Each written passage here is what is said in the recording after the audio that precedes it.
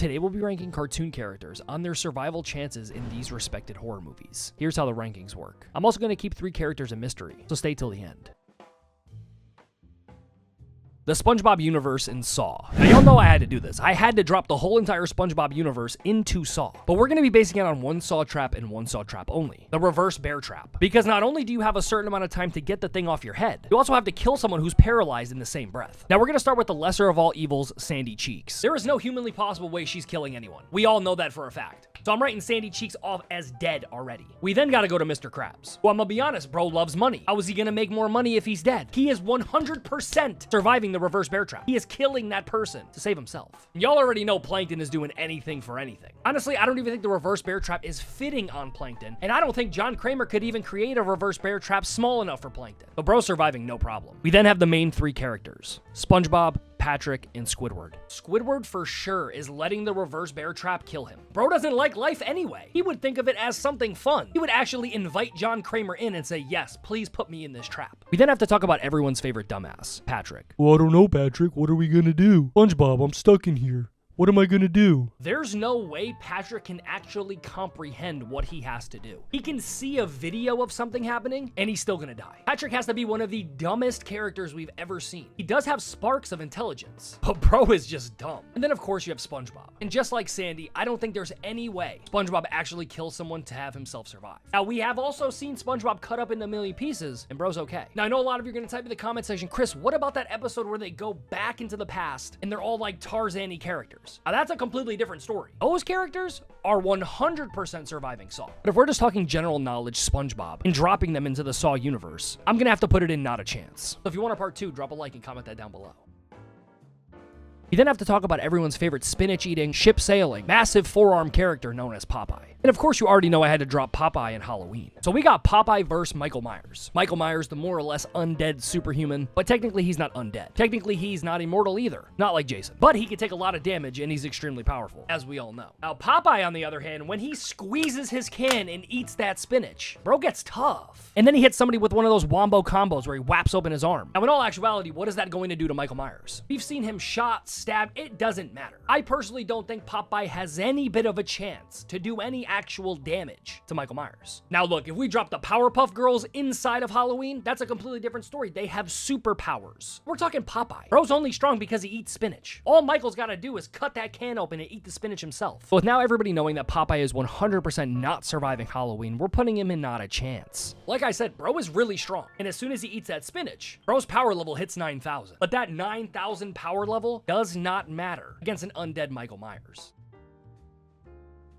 The Mystery Gang, comprised of their lead detective, Fred Jones, Daphne, the danger-prone character who has no idea how to defend herself, Velma, who's a very intelligent analyst, but loses her glasses way too much. You, of course, have Shaggy, who is only motivated by food. Bro is not trying to solve any mysteries. And finally, you have Scooby-Doo, who's a talking dog. We're dropping the Mystery Gang into Texas Chainsaw Massacre. And what do you know? The Mystery Gang, of course, travels in their mystery van. What is the intro of Texas Chainsaw Massacre? It's about a group of friends who go on a road trip, who end up picking up a hitchhiker, end up going to Leatherface's house, and never to be seen again. Now, this sounds like something the Mystery Gang would get themselves into. And I can already hear it now. Zoink, Scoob, what are we gonna do? Now, we're gonna pick off these characters one by one, determined by me who the weakest link is. Now, in my opinion, the weakest link is Velma. Now, she not only loses her glasses all the time, she's a massive smartass. You know what happens to people like that in horror movies? They die. I can see it now. I will paint the scene for you. Velma loses her glasses. She's searching around on all fours. All of a sudden, she hears a chainsaw. Now, the only reason I didn't put Daphne as the weakest link is because she's always with Fred. Now, he'll try to defend Daphne till the day he dies. But bro is getting packed up. And then, of course, the last 2 links you have is Shaggy and Scooby, who, granted, if there is a sandwich at the end, they honestly have a chance. Shaggy's got that more or less super speed that he runs with, and Scooby seems to have the same abilities as Shaggy. Now, look, I know a lot of you are going to type in the comment section, Chris, what if they were stuck in the basement? That's where I'm going. Now, if this group was somehow captured by the cannibalistic family and put into the cellar,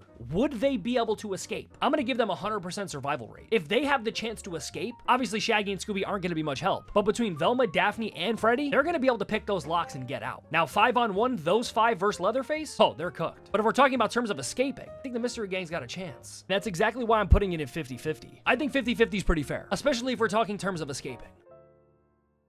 Alvin and the Chipmunks. Now, as you know, Alvin and the Chipmunks is a group of chipmunks that sing. Now, of course, I had to be a little foul here, and I had to drop Alvin and the Chipmunks into a quiet place. Now, you have Alvin, Simon, and Theodore. Simon's the smartass of the group, so I think he would be able to figure out, hey, we can't talk pretty fast. We then got to talk about Theodore, who, like Shaggy and Scooby, bro loves to eat. I don't think he's going to be much of a problem. And then, of course, you have Alvin, the loudmouth of the group. Now, the main problem isn't Simon or Theodore. It's for sure Alvin. Now, the one key savior for the Chipmunks is the fact that they're so small. Now, the creatures inside of a quiet place for sure could pack them up easy. Theodore and Alvin end up listening to Simon, like, yo, look, we gotta hide out in some trees for a little while. We cannot talk, we gotta stay quiet. No more singing? I'm gonna be honest, I think the Chipmunks are good. And with that, I know I gotta put them in LOL, you're mad. Because I know a lot of you are thinking, hey, Chris, how is Alvin and the Chipmunks going to survive a quiet place? Well, I just told you. They're small. If they listen to Simon, who's extremely intelligent, they're good. They can hide in trees. I'm pretty sure chipmunks can swim too, which means they completely avoid the monsters inside of a quiet place anyway. So if you really want to think about it, all they have to do is jump in the water and sing. They'll not only piss the creatures off, but they'll still survive.